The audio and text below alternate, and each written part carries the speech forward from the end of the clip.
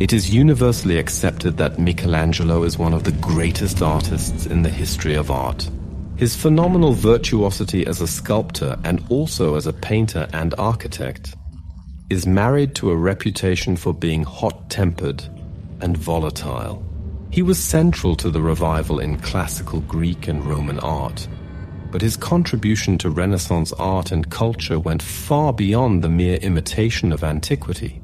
Indeed, he conjured figures, both carved and painted, that were infused with such psychological intensity and emotional realism they set a new standard of excellence.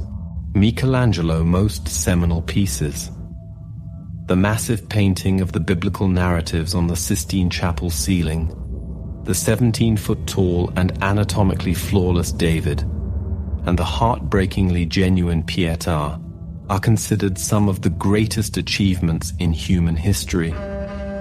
Tourists flock to Rome and Florence to stand before them.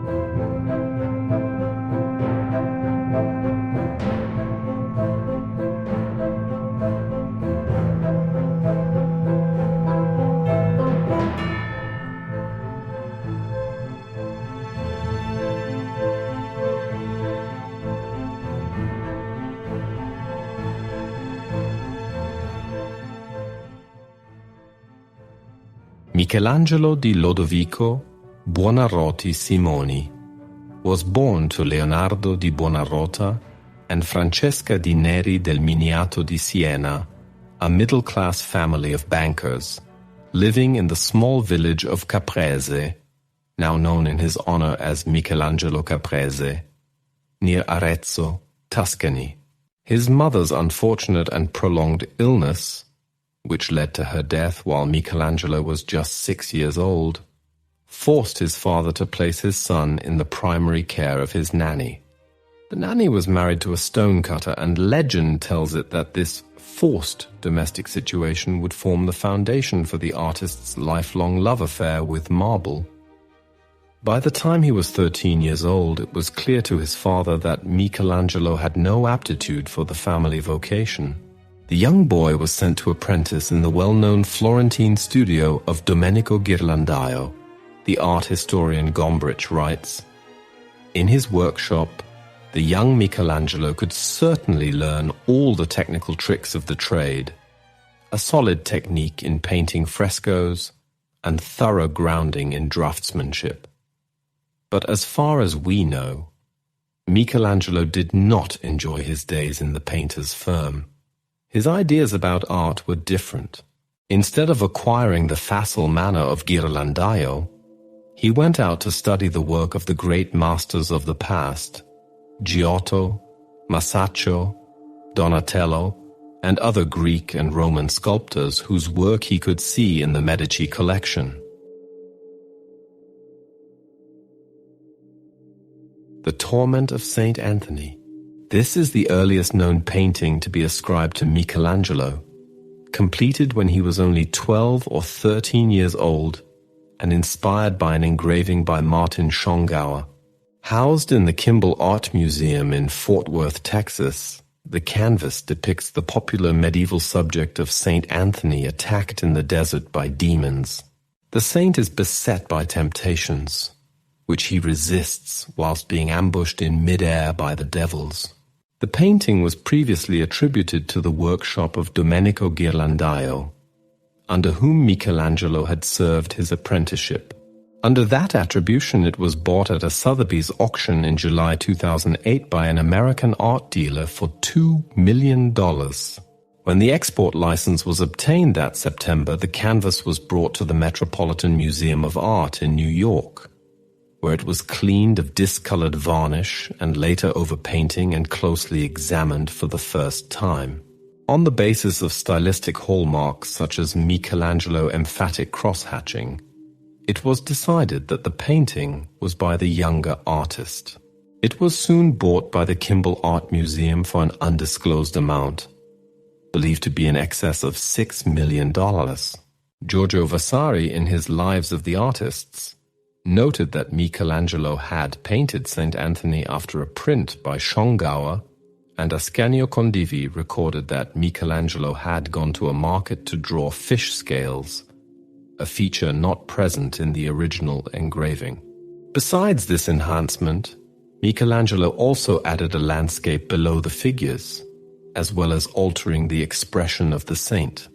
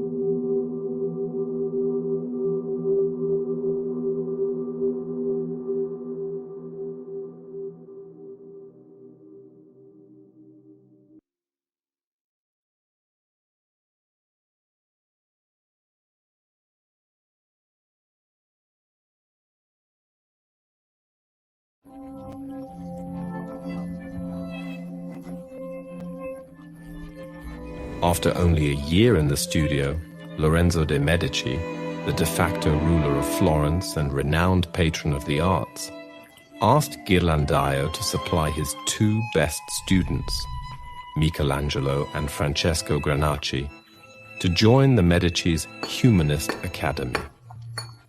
It was a thriving time in Renaissance Florence when artists were encouraged to study the humanities, complementing their creative endeavors with knowledge of ancient Greek and Roman art and philosophy.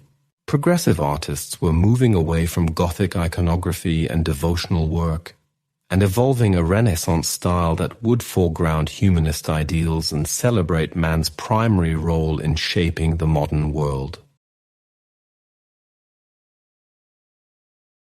Michelangelo studied under the bronze sculptor Bertoldo di Giovanni, bringing him exposure to the great classical sculptures in the Palace of Lorenzo. But as Gombrich says, like Leonardo, Michelangelo was not content with learning the laws of anatomy second-hand, as it were, from antique sculpture. He made his own research into human anatomy, dissected bodies and drew from models, till the human figure did not hold any secrets for him. However, unlike Leonardo, for whom human anatomy was just one of the many riddles of nature, Michelangelo strove with an incredible singleness of purpose to master this one problem, but to master it fully.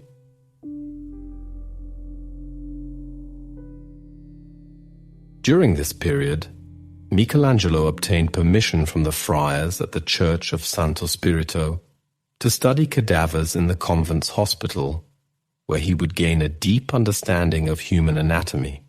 Michelangelo's uncanny ability to render the muscular tone of the body was evidenced in two surviving sculptures from the period: Madonna of the Stairs, 1491, and Battle of the Centaurs, 1492. The 17-year-old Michelangelo was given refuge at the convent following the death of his patron, Lorenzo de' Medici, Lorenzo the Magnificent, in 1492. By way of a thank you, Michelangelo carved a highly realistic wooden sculpture which hung over the main altar. After the French occupation in the late 18th century, the cross was recorded as lost, but it had in fact been moved to another chapel where it was painted to disguise its origins. Once restored, it was on display at the Museum of Casa Buonarroti, where it remained until 2000 before being returned to its original home at Santo Spirito.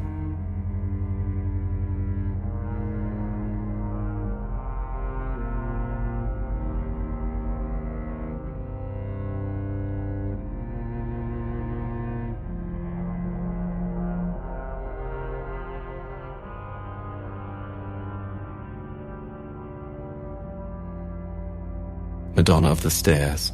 This relief sculpture is housed in the Casa Buonarroti, Florence, and was completed circa 1491 when Michelangelo was about 17 years old. It is generally believed that this relief and the Battle of the Centaurs were Michelangelo's first two sculptures. The first reference to the Madonna of the Stairs as a work by Michelangelo was in the 1568 edition of Giorgio Vasari's Lives of the Most Excellent Painters, Sculptors, and Architects. It depicts a maternal scene involving the Virgin Mary and her infant son, while an older child, possibly John the Baptist, is depicted standing several steps above the mother. Two other infant boys are also illustrated in the background of the relief. The vertical and horizontal play of lines created by the older boy's somewhat unusual pose could be seen as a symbolic reference to the crucifix.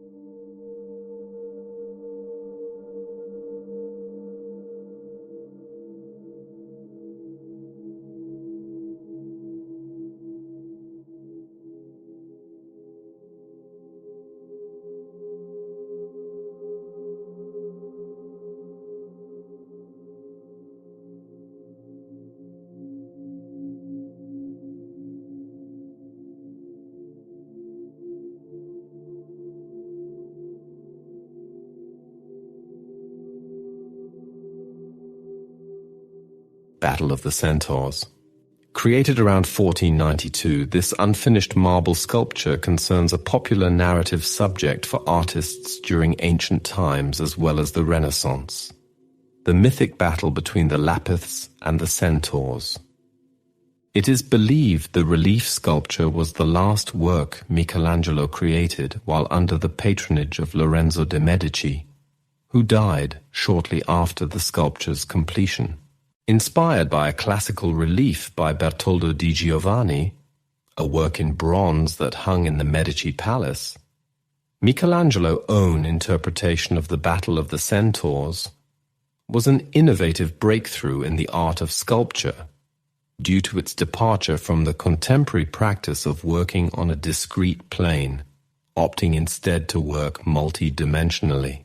It was also the first sculpture Michelangelo created without the use of a bow drill, achieving finer details with the use of a toothed chisel. For these reasons, Michelangelo regarded the Battle of the Centaurs as the best of his early works, serving as a potent reminder of why he was determined in his efforts to become an independent sculptor. It is believed the poet Poliziano suggested the specific subject to Michelangelo, recounting the myth to him. The Battle of the Lapiths and the Centaurs took place at the wedding feast of Pietà, king of the Lapith, who had long clashed with the neighboring Centaurs. To mark his good intentions, Pietà invited the Centaurs to his wedding to Hippodamia. However, several of the Centaurs, unused to wine, became drunk, and when the bride was presented to greet the guests, the centaur Eurytion leapt up and attempted to carry her away. This led to a fight and an ensuing year-long war before the defeated centaurs were expelled from Thessaly. The ancient Greek sculptors of the school of Phidias considered the battle of the Lapiths and Centaurs as symbolic of the great conflict between order and chaos, and a metaphor for the difference between the civilized Greeks and the Persian barbarians. Therefore, battles between Lapiths and centaurs were depicted in the sculptured friezes on the Parthenon and on Zeus's temple at Olympia. Michelangelo relief consists of a mass of nude figures, writhing in combat, placed underneath a roughed-out strip, in which the artist's chisel marks remain visible. The centaurs are obscured in appearance as most of the figures are represented from the waist up. One of the few identifiable centaurs is visible in the bottom center, while Hippodamia can be seen among the figures in the center right. The Battle of the Centaurs was an early turning point of Michelangelo's sculptural technique. Particularly striking is the composition of the figure's upper limbs, which deviate from the carefully articulated norms. Michelangelo also sculpted independently of his preparatory drawings, freeing him from the constraints of two-dimensional vision and allowing him to merge the figures fluidly and multi-dimensionally.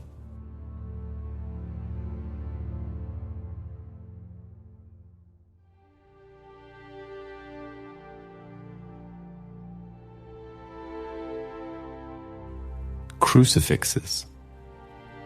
2 wooden crucifixes have been attributed to Michelangelo, although neither is universally accepted as being his genuine work. Both are relatively small figures, produced during the sculptor's youth. The Santa Spirito figure is a polychrome wood sculpture, believed to have been finished in 1492 and was lost until it was rediscovered by scholars in 1962. Believed to have been made for the high altar of the Church of Santa Maria del Santo Spirito in Florence, Italy. The work is chiefly notable for its depiction of a naked Christ, which would have been true to the Gospels, as Christ's clothing is reported to have been removed by Roman soldiers. Michelangelo was a guest of the convent of Santa Maria del Santo Spirito in Florence when he was 17 years old after the death of his protector Lorenzo de' Medici. Here, he could have made anatomical studies of the corpses coming from the convent's hospital. In exchange, he is said to have sculpted the wooden crucifix, which was placed over the high altar. Today, the crucifix is housed in the octagonal sacristy of the Basilica of Santa Maria del Santo Spirito.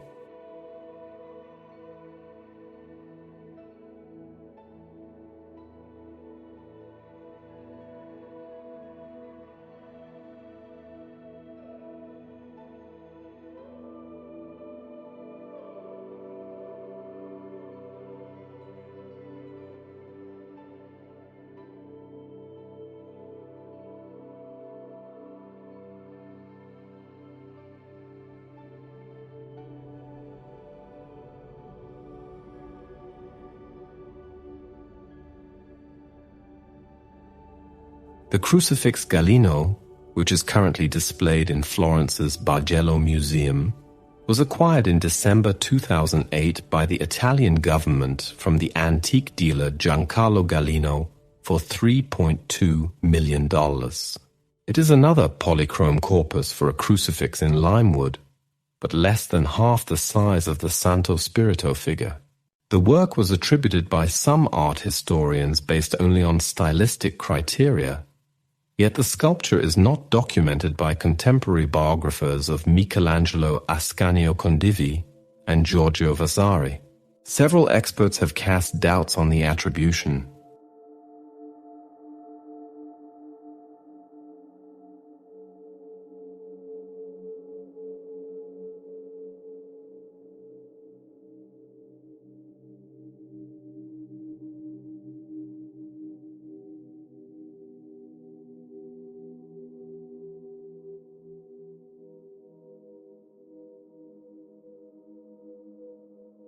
In 1494, as the Republic of Florence was under the threat of siege from the French, Michelangelo, fearing for his safety, moved via a brief stop in Venice to the relative safety of Bologna.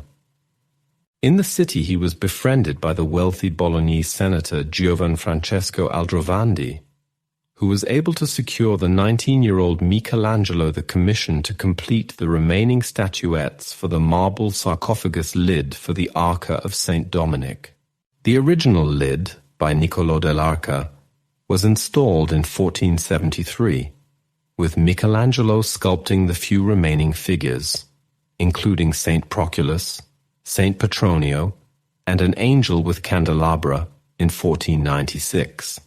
Still just 19 years old, Michelangelo overshadowed the work of the older sculptor through his fine detail in the folds of the cloth and drapery, and in the figure of Petronio, to whom he brought a tangible sense of movement by representing him in mid-step.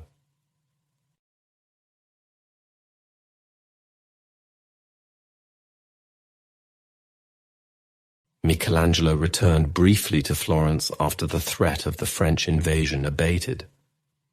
He worked on two statues, one of St. John the Baptist, the other a small Cupid. The Cupid was sold to Cardinal Riario of San Giorgio, who had been duped into believing that it was an antique sculpture. Although angry on learning of the deception, Cardinal Riario was impressed by Michelangelo's skill and invited him to Rome to work on a new project. For this commission, Michelangelo created a statue of Bacchus, the Roman god of wine, which was, on its completion, rejected by the cardinal, who thought it politically imprudent to be associated with a naked pagan figure. Michelangelo, who had already garnered a reputation for being volatile, was left incensed, and many years later instructed his biographer Condivi to deny the commission came from the cardinal at all, and to record it rather as a commission from his banker, Jacopo Galli, who had purchased the finished work.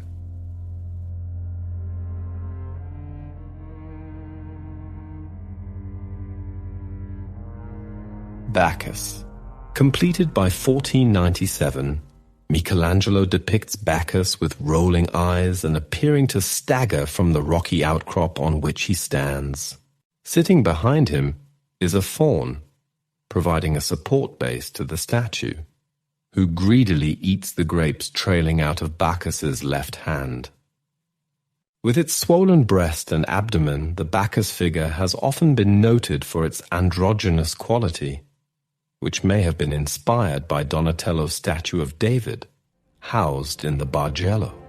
The inspiration for the statue appears to be the description in Pliny, the elder's natural history, of a lost bronze sculpture by Praxiteles, depicting Bacchus, drunkenness, and a satyr. Bacchus wears a wreath of ivy leaves, as that plant was sacred to the god.